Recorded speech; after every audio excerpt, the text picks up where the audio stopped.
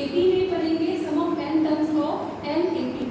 अब तक हमने पढ़ा है अरिथमेटिक प्रोग्रेशन क्या होता है, उसे हम कैसे आइडेंटिफाई करते हैं, अरिथमेटिक प्रोग्रेशन में फर्स्ट टर्म और कॉमन डिफरेंस कैसे कैलकुलेट करते हैं।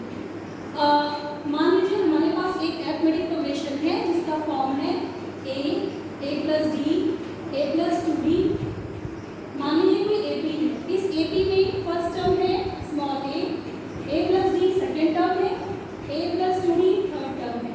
और हम जानते हैं कि किसी एपी में अगर हमें nth टर्म फाइंड आउट करना होता है तो हम यूज करते हैं expression Tn is equal to a plus n minus 1 into T. अब हमें करना क्या है, इस एपी में हमारे पास अगर n टर्म्स हैं तो उन n टर्म्स का सम हमें कैलकुलेट करना है। ये हमारा T1 है, ये है T2, ये T3 और लास्ट वाले को हमने मान लिया Tn जो यहाँ पे है। We have to find number of sum of n terms of AP।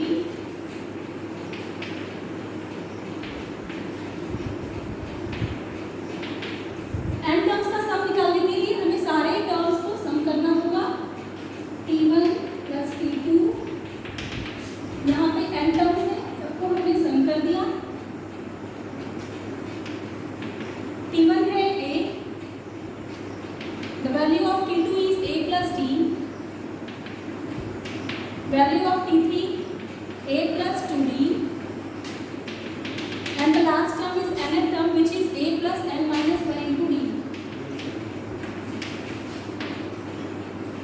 तो इसको डिराइव करने के लिए हम करेंगे क्या, सेम एक्सप्रेशन को हम रिवर्स करके लिखेंगे।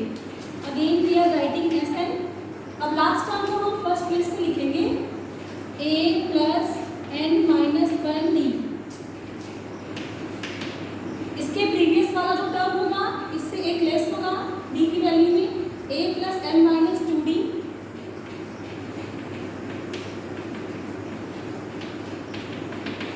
ऐसे करते करते जब हम रिवर्स करेंगे तो लास्ट में आएगा a प्लस d और a।